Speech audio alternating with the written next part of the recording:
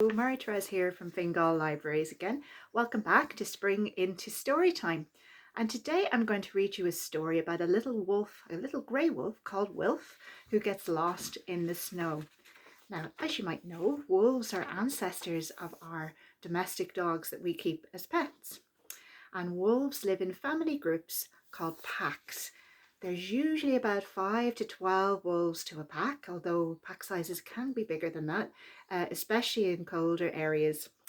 Wolves live in parts of North America, North Africa, and in parts of Southern and Eastern Europe. Now, in Europe, the little wolf cubs or pups are born between the months of April and June, so they're starting to be born at this time of the year. They live in the pack until they're about 2 years old, and then they go off and form their own packs.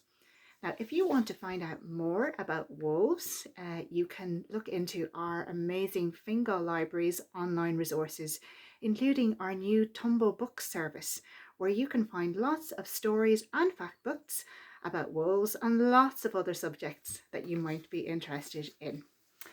Now, our story for today is called A Way Home for Wolf. It's written by Rachel Bright and illustrated by Jim Field.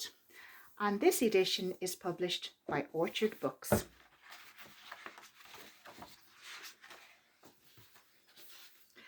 As a rainbow of lights flickered soft in the night, dusting diamonds of ice in a desert of white, the wild whipping wind it whistled its tune to a howling of wolves and a shimmering moon.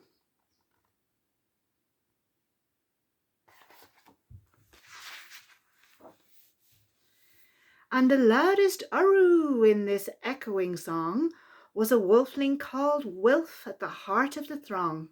He longed to be fierce and longed to be grown. He liked to try everything all on his own. "Look at me, I am big, I am tough," he would growl,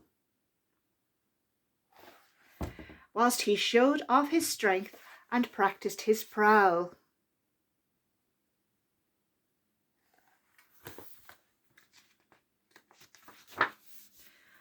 One night it was time for the wolves to move on. New folks had moved in and their shelter was gone. Look at the polar bear. It's moved into the wolves' cave. So they left right away to find a new cave. They would have to walk far and they'd have to be brave. "Let's go," shouted Wilf. "I am ready to lead." "You're too small," laughed the wolves. "It's an elder we need." "One day," they advised, "you will guide from the front." "I suppose," muttered Wilf with a huff and a grunt.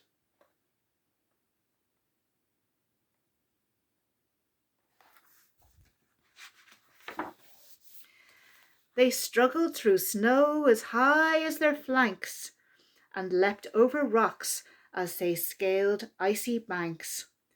Wilf gave his all to keep pace and keep up, but strong-willed as he was still just a pup. There's Wilf.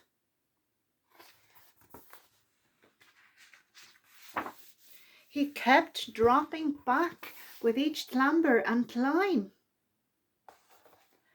As the pack journeyed further away all the time. Exhausted and breathless, he strayed off the track when a blizzard blew in and he lost his way back.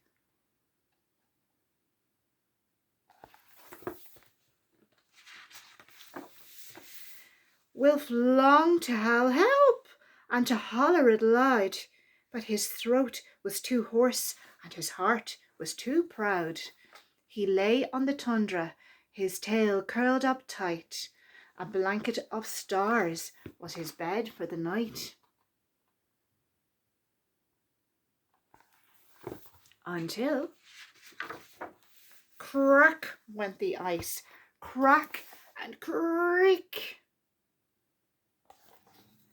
Will jumped to all fours with a deafening shriek.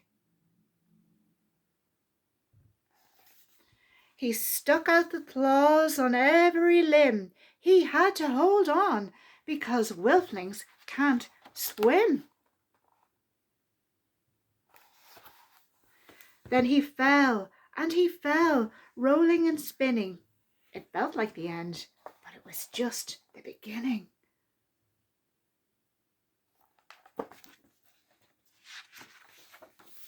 Since somebody down there had heeded his scream, and she swooped from beneath like a watery dream.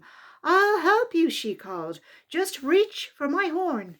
A majestic and magical sea unicorn.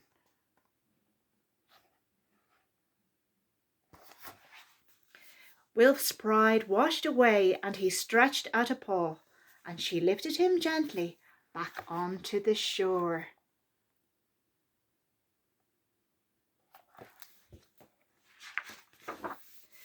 "Don't worry," she sung before dipping her brow. "My friend Mr. Walrus will help you out now." And there right behind him a huge tusky fellow lifted his whiskers and let out a bellow. "To the ridge," he proclaimed with his chin in the air. "My friend mighty muskox will take you from there." And with waftings of fish and a very loud snort, their journey was made and their travel seemed short.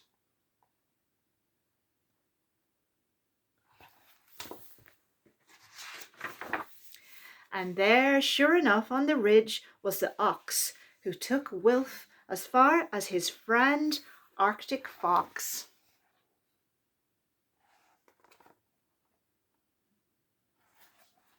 Who followed his nose through the trees to a goose, who guided him, honking, to the ancient moose.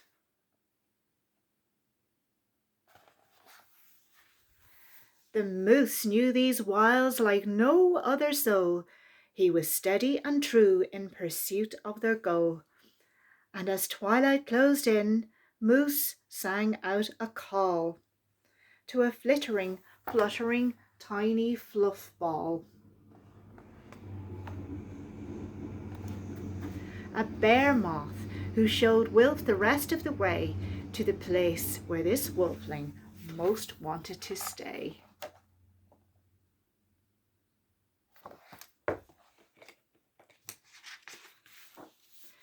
"Thank you," Wilf waved as he rejoined his pack, and the wolves howled with joy that their wolfling was back.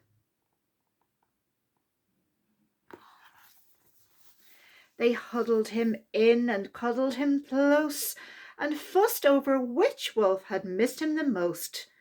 Wilf, he knew then that when all came together, the darkest of times are easy to weather.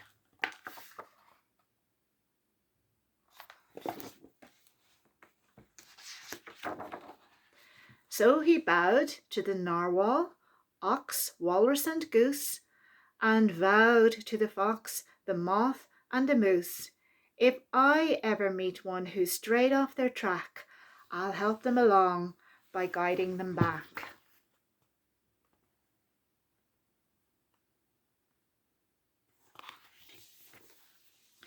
And true to his word, Wilf is different now, and his world seems much smaller and warmer somehow, since wherever life takes you, wherever you roam, we're just a handful of friendships from home.